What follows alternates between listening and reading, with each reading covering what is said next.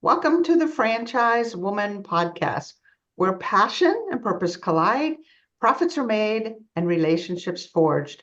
I'm Rebecca Monet, CEO and Chief Scientist at Zoracle Profiles. I'm here today with my co-host, community advocate, speaker, author, and entrepreneur, Tracy Kawa. So, Tracy, we're doing something very special today. We have a son and mother team. Indi and her son Anup own several Mathnasium franchises. So, we're going to be spending some time with them today. So, Indi actually, her professional career started at AT&T as a business system analyst. In 1999, she switched from the corporate setting to the franchise world and was the fourth Goddard School location to open in Georgia. 8 years later, she plunged into a multi-center ownership arena and opened her second location. In 2016, she sold the franchise operations and diverted her attention to managing her commercial real estate. However, in 2017, she joined her son Anup and became a co-owner of Mathnasium Learning Centers. Today, together, they own multiple centers where Anup acts as a strategic growth and operations and all that big picture stuff. And Indi, with her background in franchising, acts as an advisor. So we're going to talk about how they work together and how their purposes have collided. So we're so excited to have both of you today. Thank you. Thank you so much for having us. Yeah, this is very exciting. Usually we have mother-daughter combos, so I love this whole take on the mother-son combo. So thank you for joining us. So my question to you is from a generational perspective, how did each of you actually find your way to franchising? Maybe starting with you, Anup. So finding my way to franchising, path to get there was a little bit winding. After graduating high school, of course, all this through the lens of my mom owning Goddard School daycare centers my whole upbringing. Obviously, I was around the environment. I saw all the ups and downs and the pluses and the minuses and the way, small businesses are.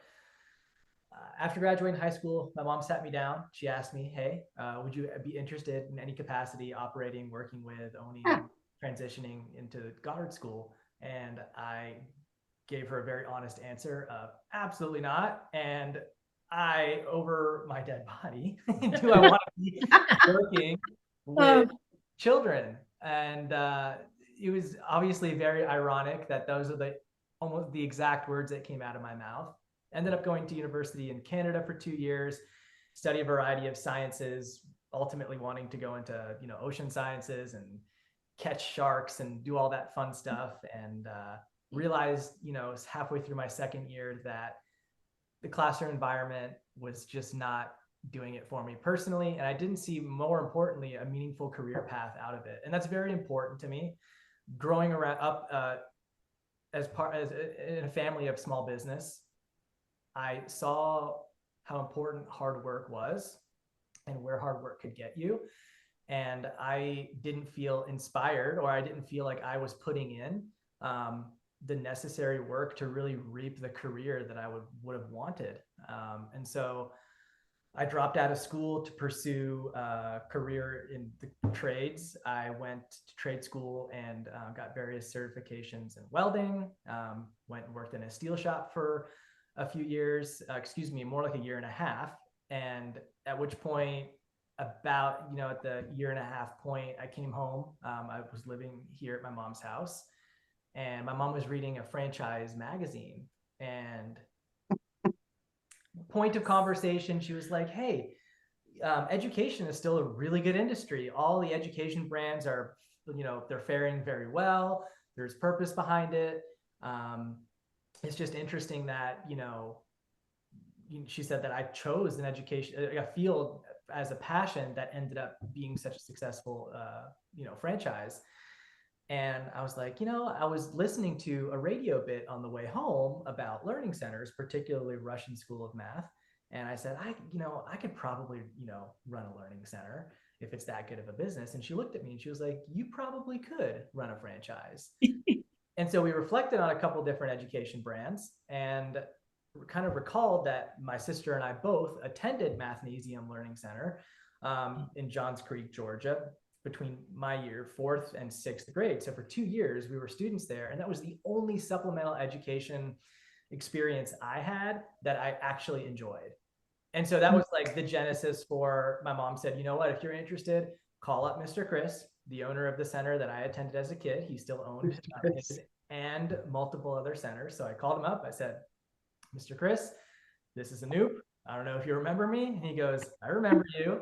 I didn't have to say a word. The first thing that Mr. Chris said to me, he goes, so you looking to get into the business? I said, how did you know? And I kid you not, he goes, you're your mother's son. Wow. That's kind of how I found my way to franchising, but I didn't really find it. It was always there. So more importantly, I think it's how you kind of backed into and found your way to franchising. Yeah. Well, thank you for sharing that, because you're right. It was right under your nose. But it is weird, and I want to dig into this in a minute, that you said, heck no, I'm not going to work with children. And all of a sudden there was like a light bulb moment, right? So for you, Indi, did you always know you wanted to work with children? I mean, Goddard is a lot of kids. So did you always know, or what was your journey into franchising? Mine was slightly different. I grew up in French Canada, and I had to go down a career path that would secure a job that would be, well received in that environment, in that economic environment. And I really wanted to go into education, but my mom said, let's do something that you can make money off of and build a career. So I ended up at the AT&T path and computer science and engineering. But I did that for about 10 years, and it just wasn't serving my purpose. I loved kids, always wanted to go into education. And so in the back of my mind, when I did come across the Goddard School franchise, and it happened to be with him because I was living in New Jersey. He was 6 months old, and I had to find a place for him. And there wasn't anything in New Jersey in 1995. I'm forgetting his age. And so I walked into a Goddard school. I didn't know anything. I didn't even know what franchising was. And I walked in, it was amazing. I said, this is the place. And it was a half an hour beyond my work. So I was almost traveling an hour and a half to get to this location to drop. As I walked out of the tour, the owner, Lena, turned around. She said to me, she just opened up her doors 3 months earlier. She goes, you could do this one day. And I'm like, really? No, this is not something that I can do. So I dropped him off, and it was a beautiful experience. And then I moved to Georgia, and I got pregnant with my second child. And I go, I cannot do the 9 to 5, dropping off 2 kids. So I picked up the phone and I called Lena, just like he picked up the phone and called Chris. And she goes, yeah, absolutely. She gave me the contact information. I had, franchise development down here, and there were 4 new centers that had already been built and were ready for operators and franchisees. And I took the first one that I could get. And that was and I did not know anything. I did not know what a franchisee was, what my role was, what my, I had this need to be an entrepreneur, but it was definitely a learning curve. So that's, yeah. Wow. Do you hear the echo here, Tracy, in terms of yes, Indi talking to someone who was already a franchisee and making a decision, and then Anup doing the same thing, going back to where he went to Mathnasium. So yes. And I love the fact that they're both so purpose driven. yes. Right? And you're both definitely on your purpose. So the question that I have for Anup is, You mentioned that you went into trade school for a while. You worked as a welder, or you worked in the steel shop. What transferable skill do you think you took from welding in the steel shop into what you do now? That's a great question, and it's one that I love it, because you would think anyone really knee-jerk reaction. My knee-jerk reaction is like, wow, I don't know, maybe working with math. Like I got to read a blueprint. I got to, cut pieces of steel at the right angle and weld them up at the right angle. And it's got to match, a certain tolerance and all that. And that's kind of like surface level stuff that, while it's accurate, it's not all encompassing of what I was able to kind of pick up there. And honestly, I say what I was able to, but what I was fortunate enough to see.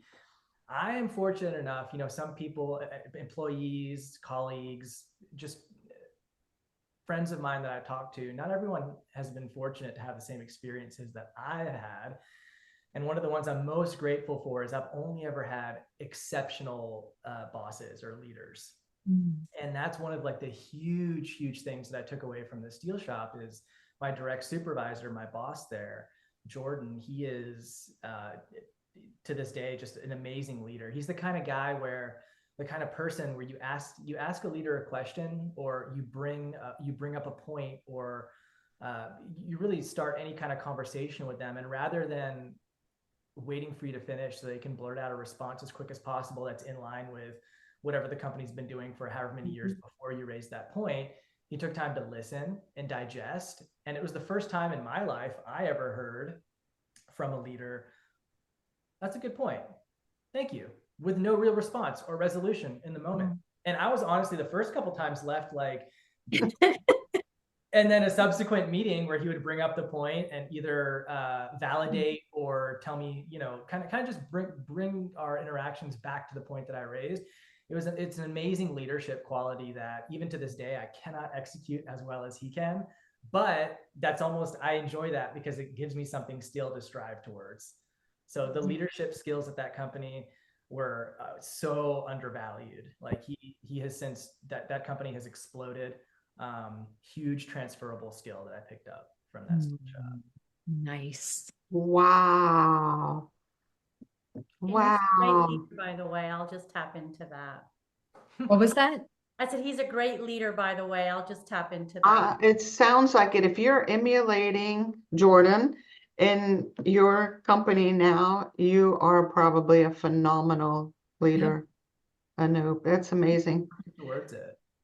So, I'm gonna ask a crazy question because I can. It's our show.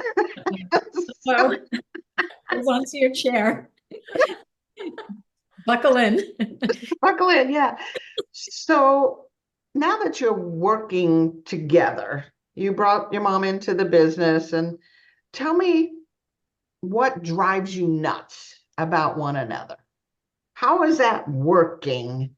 I mean, a mom and a son and different generations and different. Come on, tell me there's got to be some things that drive you nuts. I think that this question's kind of, it's a little funny because what's funny between us, because I have zero problems sharing with my mom exactly what drives me up the wall. But I've had very little opportunity to listen from my mom what drives her up the wall about me. I do feel like that's always been a one-sided conversation. There you go. It's your opportunity. With America. Right. We can share, right? The whole world can hear it. Right. Well, I'll take that one. I'll start with that. So as mom and son, we carry multiple relationships in what we're doing. It's not just personal, but it's also at a professional level.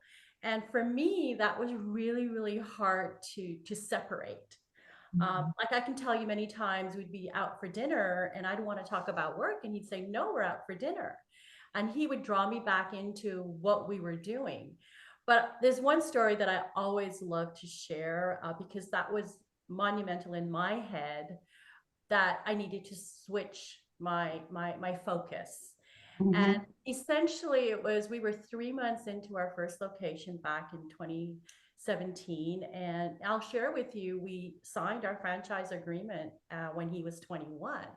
So he was Wow. just turned 22, and we were 3 months in, and he pulled me aside. He goes, "Mom, we need to have a conversation." And I won't forget it. And he said, "Listen, I love what's happening. I really enjoy what I'm doing. I appreciate the opportunity, that you're a part of." He goes, "But there's just too many chiefs and not enough Indians." And I was like really taken aback. And I was like, oh my gosh. I had come out of 20 years of operations, and there was no, no, no, no. I did not want to get back into operating or being a franchisee. I enjoyed doing whatever was required of me, wherever my resources were needed. And I looked at him and I said, "That's a good point." I said, "You are the chief." I said, "But I also threw in a caveat." I said, "I'm also your mom, because moms are going to be protective. They're going to want to make sure Mhm. they keep them on a close rein." And Yeah. so that was the biggest difficult piece for me in the beginning. And even today, I stray. I do stray. I turn on, I Pick put your on nose that and something. mom business person hat all at once, and I have to pull myself back. But I have to say that I went on a long vacation, month 4. I had 2 trips back to back. And when I came back, he proved to me as a mother that he was capable, but he was far more capable as a business person that I started to see. And then I started to value it. And to this day, I share that, you know, he brings a perspective into the business that even with my years of experience, I cannot see it that way. But what drives you like nuts? Because that's a lot of still like what you're telling me what drove me nuts about you. What drives me nuts? About me. Not him. Oh, about him. Well, I think it's when he says, this is really bad. Yeah. But when he comes back around and I'm about to say something with my knowledge and experience, and he goes, "I got this, Mom." And I'm like, "Okay, but you didn't let me finish." And so I will have to come in a different way. So I think the piece that we do struggle with sometimes is the communication. But the piece that we don't struggle anymore is with the trust, because we do trust each other. He trusts me. I'm speaking for you. And I trust you. So yeah, but I think the point I want to make is that as a family business, it's very important to be very focused on what your task is in any session. Mhm. I mean, over time, we've also formalized our communication as he's building his portfolio. We have, annual conferences. We have strategy meetings. So I think that's the most important piece when it comes to family communication that drives me crazy. Is that so? Nothing drives you crazy about me? No. He already set a boundary there, Indy. Come on. What was driving him nuts is that you were interfering with this process. You were being a mama. There you go. So, but I'm curious about that. And Tracy, you know a lot about the generational differences. How is it you were able to set that boundary and step in and say, "I am chief"? And even now, when Indy starts to give you advice or opinions or whatever, when you will step up and say, "I got it. Okay, thank you. I know I've observed you for many years. I know you got the brains. I know you've done it, but I got this." What allows you to say that kind of confidence? I think that results driven is part of it. But I think that it's not entirely truthful to say that I would say to my mom, like, "No, I got it." And then my mom's like, "Okay, you got it." And then that's the end of that. That's ideal. Just come back around. That would be crazy if that was the way that it worked. But Yeah. truly speaking, my mom is such a relentless business person that if she's got an idea and she knows it's especially a revenue generating idea, that idea, she's got to do something with it. And I think that the not only the best, I think the only way that that is going to be able to continue to take place in a scaling and growing organization is creating or even identifying existing avenues for, I guess, implementation of whatever idea, existing avenues with a little bit more structure. So for instance, my mom doesn't necessarily in like the day-to-day of the business have a role where like an operations-based role. It's more of a strategic advisor. Honestly, I couldn't do any of this. I couldn't continue to scale without the knowledge and know-how that my mom has that she shares with me. But when some of those like operational kind of like urges bubble up, I think most recently we just launched our 4th location, and my mom's specialty is just networking, getting the word out there, rubbing shoulders with the right people, and she was really kind of taking over with the new location and doing that, and it's been really successful. One of the things that we did, I think, that was very helpful is identify like who. So in our organization, my sister fills the role of sales and marketing. She's our director of sales and marketing. And since this idea that my mom had would have fallen underneath the accountability for my sister's role, I said, listen, instead of you driving this to each of the managers at all of the locations, how about you come up with the idea? You work out with my sister, Sunita, what things behind the scenes you're specialized for taking care of, and then push that idea to the team through the existing avenue, which is Sunita's position of sales and marketing. And then that way, if your new idea falls into the existing scalable systems that we have, and we don't have to create something new. They say it's very easy to build a new habit if you tack it onto an existing habit. And it's very difficult to build a new habit if you try to do it on its own without attaching it to something you already do day to day. And the good point that he brings up is, it's the wearing those different hats as a franchisee. And then taking those different hats and building an infrastructure, which when you get into multi-unit franchising, that's what you're focusing on. And then aligning the resources and, the skills that we have. And I think that's where we've both grown into that space. It's like, these are our skills. This is his, these are mine. This is, again, my daughter's, Sunita's, and then it's all the people that report back up.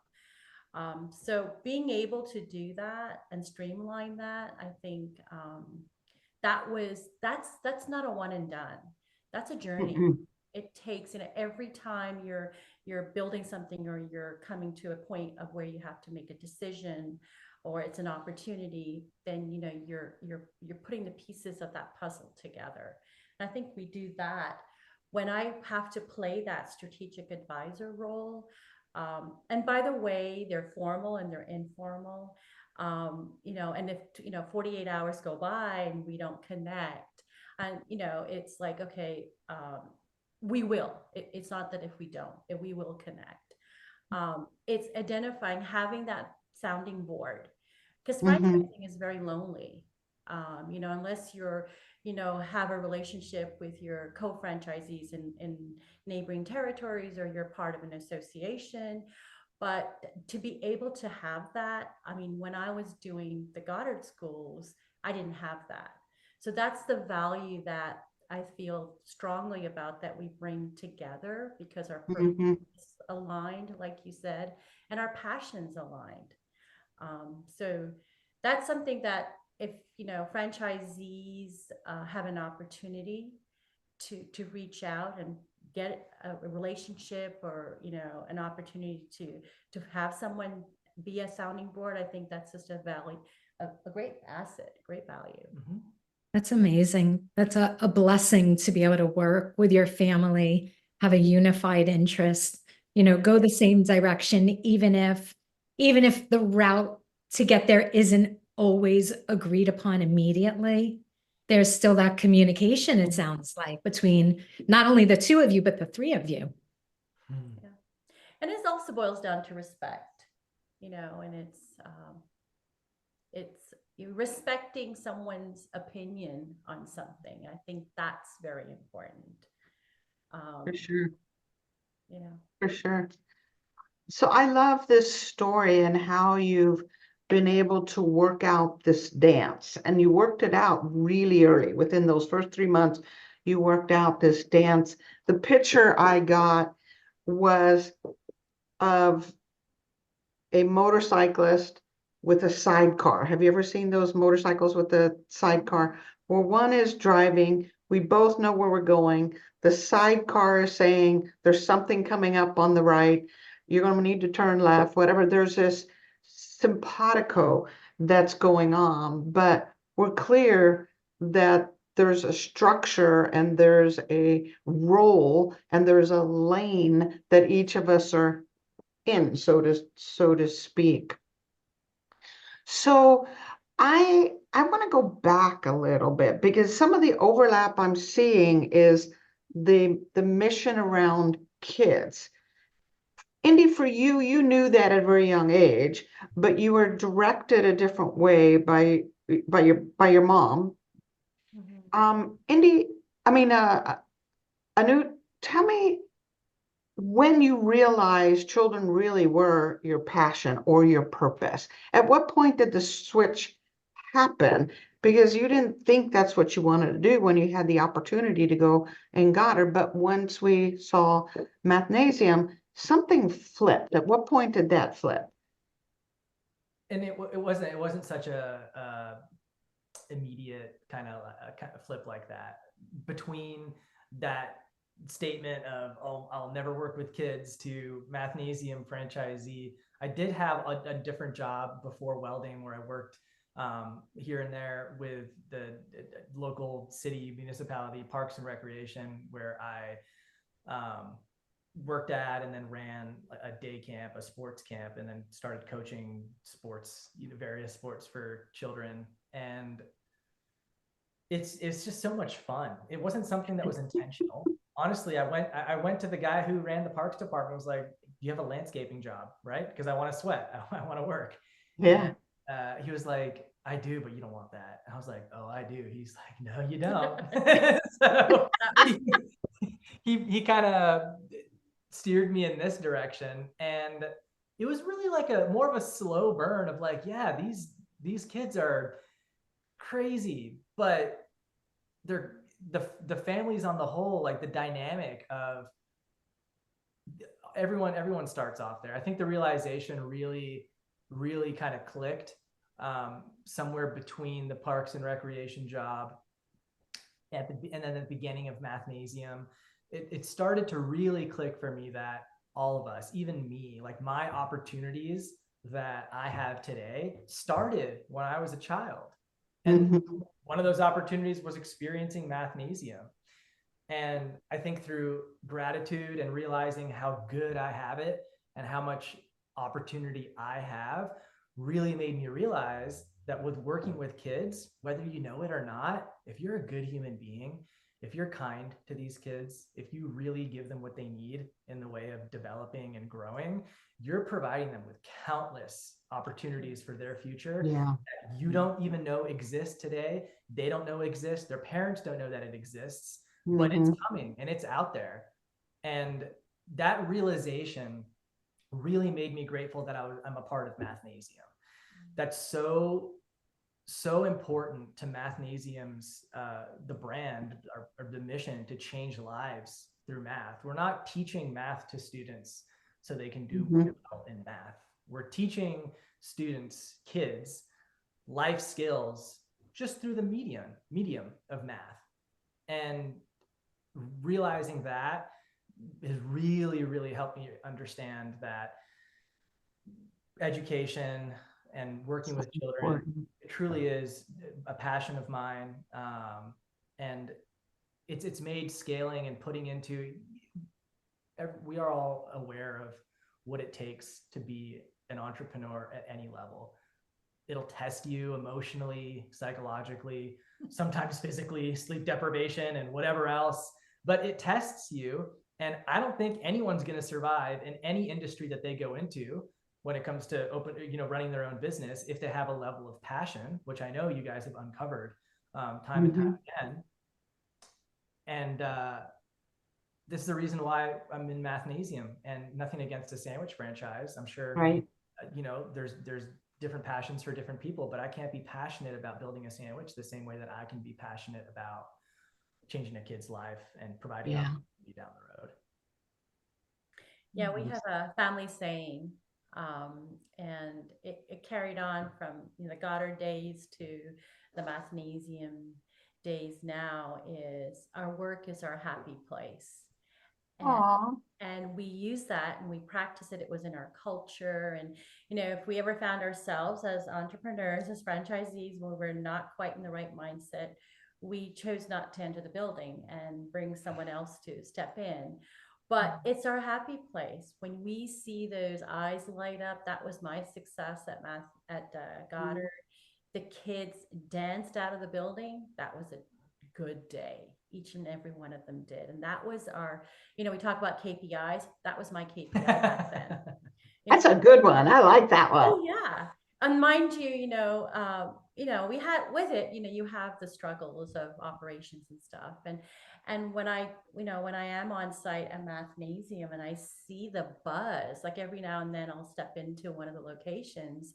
I mean, that's our measure of success. It's the looks on those kids' faces. They march in. They know where to get their binders. They know where to sit down, and they're happy doing it. And so that's where Mathnasium is extremely result driven as well. It's like it's achieving the goal we seek out to achieve. A KPI. I love looking at it as a KPI.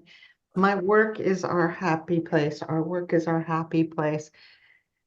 Can you imagine living that kind of life where I'm going to work and this is my happy place? I'm going to make it happy, under those with that kind of belief system or that kind of mission. All right, Tracy kind of hit on this in our pre-interview, and I want to hit on it again. Anup, you're 29 years old. You're of a generation that has some serious stereotypes. All right. I don't see you like that at all, entitled, lazy, whatever the horrible things that we say about your generation. What are your thoughts on that?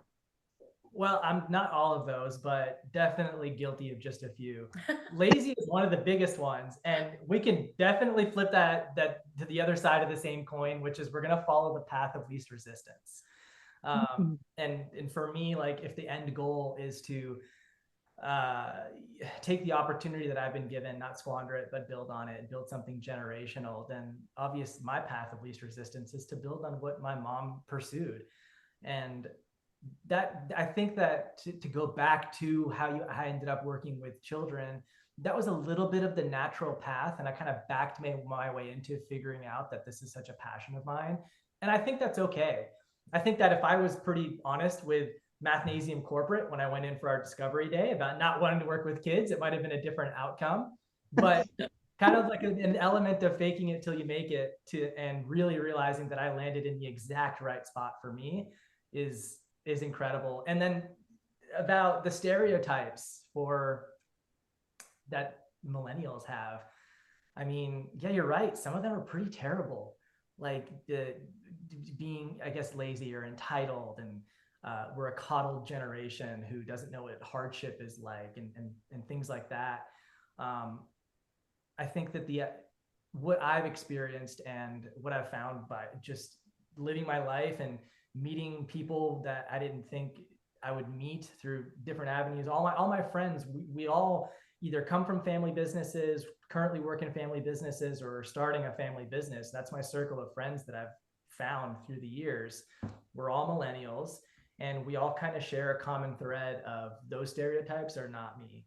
And if they are, we're going to turn them to the advantage side of that coin.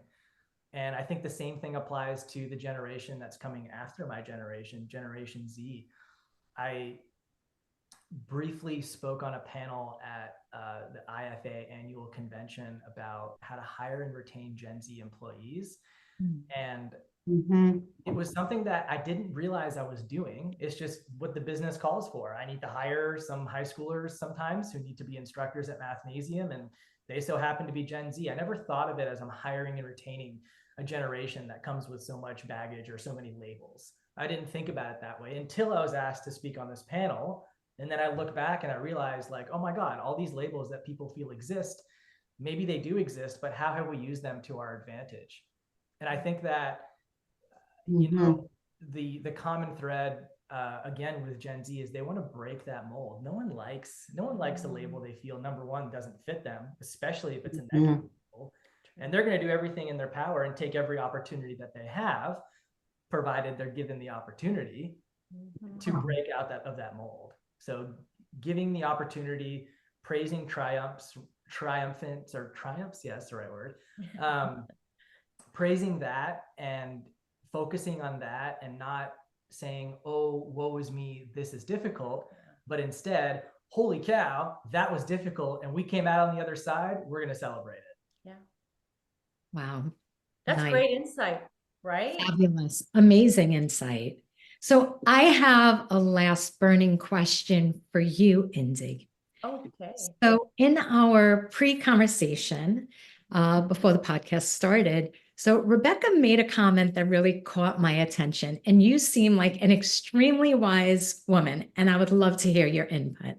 So Rebecca said, it's not uncommon as human beings to reject our purpose. And that really struck me. I'm wondering, because you seem to have broken through that mold, you seem to have directed your son to break through that, that thought. How? Right? If it's not uncommon as human beings to reject our purpose, what do you think of that? And how do we go about breaking through to embrace our purpose? That's a really good question, because that's kind of my philosophy in life. So you hit spot on. And I answer this, I reflect on my journey, and I reflect on the journey that my kids are taking, and then the work that we do. And it's always pushing the needle forward for yourself. Mm. I mean, if you're here today and you have a purpose, you can do it. You may not get there in that simple, easy path. You're going to go through struggles, but always push that needle forward. Don't let your passion die. Don't not pursue your passion. And that's kind of how I've raised the kids. And everything is possible. Mhm. I love to, connect in any form or fashion. If anybody comes to me and says, I want to do this, and I'm like, okay, let's figure out how to do it. So I think an answer to your question is, don't let any obstacles come in your way. We create our own personal walls and say, no, I can't do this. And I'm the one that'll come in and say, no, you need to break it. And I did it for myself. Mhm. When I started my journey as a franchisee, I'm not going to lie to you, 10 months into it, I picked up the phone and called the CEO and said, I need to quit. I need to throw the towel in. I can't do this. And Phil Schumacher, he said, no, Indi, you have to keep on moving forward. And I think that was the first time I personally experienced a difficult space. And I was like, okay, I don't have a choice. I got to move forward. So that, I think, is the key to my message, is just push that needle, take baby steps to get where you want to go. You'll get there. You'll get there. Thank you so much. That's so awesome. And Yeah. wise, as you said, Tracy, it's Very wise. I get pictures in my head when people talk, so bear with me. Another sidecar. Their sidebar, your motorcycle sidecars. And this was of an acorn, right? That if you plant an acorn, it's going to turn into an oak tree, right? Even if it's in soil that is not completely conducive, rocky soil or whatever. And kind of what the picture I took from that, Indi, and I'm going to ask Anup if he feels the same, is even though you were redirected by parents that had your best interest in mind, right? To go into engineering, etc. Somehow the acorn turned into an oak tree that knew it was about children, knew you wanted to make a difference in the lives of children and lives. And Anup, similar to you, it took a while. It was a slow burn, but as you described, but at some point you did realize, holy smoly, this is exactly what I'm supposed to be doing, even though you did some side things. So do you believe, and I guess this is in a lot of ways nurture versus nature conversation. Do you believe that we come with a purpose in life and with a meaning in life and a reason that we are here? Do both of you believe that? And if so, can you elaborate? Or if not, can you elaborate? Yeah, I totally think so. I think that the purpose is education, and the purpose is like business ownership almost as much as the purpose is working with children. And I feel, Mhm. as coming to a certain point within this franchise portfolio, my first venture into entrepreneurship, I feel like I can, sounds funny, but like finally breathe. And maybe you went through this at AT&T, but like you're kind of desperate. You're like living a life of desperation, and you have an idea of what you want maybe, but you might not know how to get there. And you kind of just got to keep pushing and through Yeah. trying until you feel relief in that desperation. You're like, aha, that's what it's supposed to be. And then you got to be relentless. And I think that what, not to rehash this, but what can drive me nuts, or what I feel like drives other people nuts about me sometimes, is like how stubborn we are. And your dad, he was super stubborn, right? That's a family trait. That's got to be a Put it out there, Anup. Put it out there. Sorry, Dad. But that has to be a common thread with entrepreneurs. If you're not stubborn and relentless, I mean, you probably aren't going to fare as well as if you were. No, you're right. And if at the end of the day, that's what we want, the kind of like innate, what I want truly is some freedom. I want some freedom in life. And I think that the only way that you gain freedom in life is through ownership. And to take ownership, you have to take on a lot of responsibility. You got to take the plunge. You got to be a little bit bold. And then you got to be just stubborn and relentless about it. And and it has to be driven with passion. I mean, Rebecca, to your Yes. you can't just be all the things that he said, and that those are characteristics of an entrepreneur.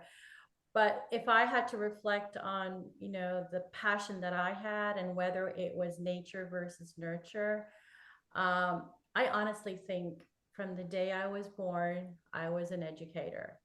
I needed to be with kids. I needed to be in an environment where I can relate. I relate better to children than I do with adults. And I think that really drove my passion in the work that I do. Wow. And you're absolutely right. If you don't have that passion, you really can't, be a good Keep going. entrepreneur. Oh, you're not going to last. You're going to No. fail before anything else, because Right. you have no purpose behind it. Right. And I think that drove both of us in this, whether it was education, at earlier years, or now as, elementary and high school students. And yeah, very passion driven. Absolutely. Yeah. And so maybe, I guess, the acorn analogy, not everyone's acorn grows into the same oak tree. Yeah. I just spoke with a potential franchisee for Mathnasium who called me to, for the validation process. And I told him, I went through all the business metrics, profitability, et cetera, how to run a center, the roles and scaling and all of that. But at the end of the phone call, I said, hey, before you consider any of that, take a deep dive, forget the franchise development people that you're interacting with, forget the numbers and all that. Go talk to Larry, the guy who came up with the Mathnasium method. Go talk to Larry, talk to the education department at Mathnasium's home office, And if you can really vibe with and get passionate about the way that we actually do things, Yes. don't look back. This is a beautiful brand. Just keep going. But if you can't get on board with that, or if it's like, I'm okay with it, then maybe reconsider, because you won't last, because it's not easy. That is such great advice. Great, great. So how can somebody get in touch with either of you or the home office at Mathnasium? It's my first name dot my last name at mathnasium.com. Just email. Yeah, Oh. for sure. Stuff. Boom. There you go. And I kind of, so much of this journey has been like a pay it forward. That's a theme that we can Yes. probably extract from this. And when I first, came into the Mathnasium brand, all the franchisees I met, every last one of them, everybody at home office was so welcoming, so understanding of my lack of experience, and so willing to help me grow, that as I move forward, that's the only thing that I want. I want to become, and I want to have enough experience to be able to help someone who might be in the exact same shoes as me tomorrow pursue the same passions that I was able to. Yeah.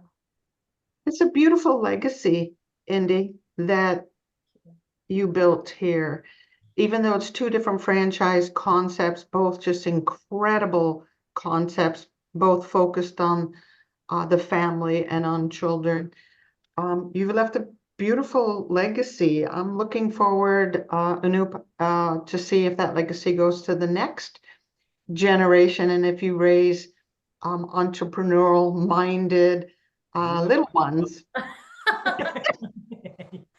Yeah,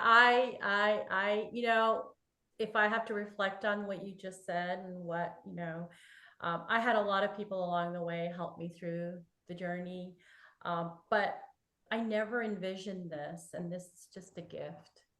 It is a gift. It is a true gift to have done something and have your family want to grow it, because that doesn't come in all cases. No.